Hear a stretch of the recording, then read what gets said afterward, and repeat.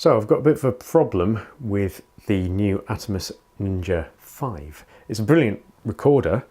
I'm very impressed with everything that it can do and the build quality, but I'm assuming this is a bug, but there's a major problem with LUT recording. So here I've got the Fuji X-T2 hooked up to it, and this is outputting F-log to the Ninja. Now, if I disable this for a second. So if you're in native mode, it all looks all right. So this is not applying a LUT. This is flat from the camera, but there is more. It's more contrasty because the output from the Fuji is actually 0 to 255 luminance. So what that means is that the Ninja is assuming that it's 16 to 235. And unfortunately that means that on the display blacks are crushed and whites are blown out. It's not too bad, but thankfully, as this is set to ProRes, the full range is still saved. It's just not displayed on the screen, but in DNxHR the information is lost. So if it was in DNxHR, it would have clipped highlights and crushed shadows, and if I wasn't say recording F-log, the image would just look awful because it would have just clipped it too much, because the Fuji, no matter what, outputs 0 to 255 luminance, which is fine for most things, but obviously the Ninja just assumes that it's 16 to 235, which is a bit problematic. But anyway, I think this is somewhat related to the problem with the LUT recording, because if I just enable the LUT, you can see the sky's gone dark, and that's because the values that the Ninja's trying to display,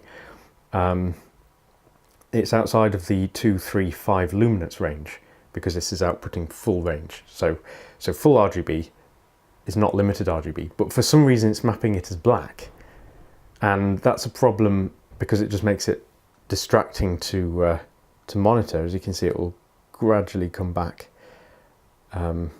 as I decrease exposure, but the thing is, this happens with burning in your log recording. So if I go to LUTs, I can enable during capture log recording, which will apply the LUT in LUT recording. So that will burn it in. So if I start this recording, the final file has the skies, well, any highlights above 235 completely black.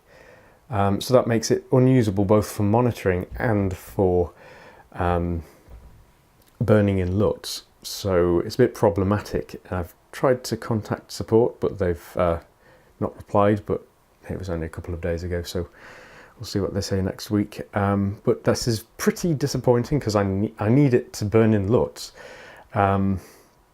and at the moment it's impossible, which is not good. So hopefully they'll provide a fix or something, even if it's in the form of interpreting 0 to 255 as, you know, remapping it to 16 to 235. Sorry, with all these numbers, it's a bit mind-boggling, but anyway, let's just stop that. You can see here that the settings, it's set to the Fujifilm, F-log.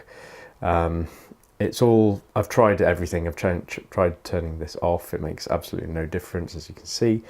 The only way to get the skies back to normal is by displaying native, but again, that means that the highlights and shadows are crushed on the monitoring.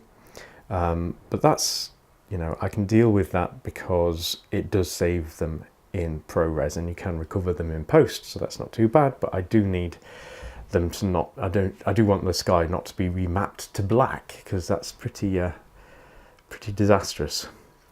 So anyway, I hope this highlights the problem I'm having, and I hope that Atomos can provide a fix quick. But if this video is still up, and if you can see this video, then it means that it's still ongoing, but I will remove it once they've fixed it. I just wanted to draw draw some attention to it because, you know, it's made it unusable for now with LUTs, which is a shame because it's implemented so amazingly well, and as a recorder I'm just so impressed with what this is capable of and the build quality. So I'm looking forward to when I can use it frequently and reliably in my productions. So that's been it. Take care. See you in the next video.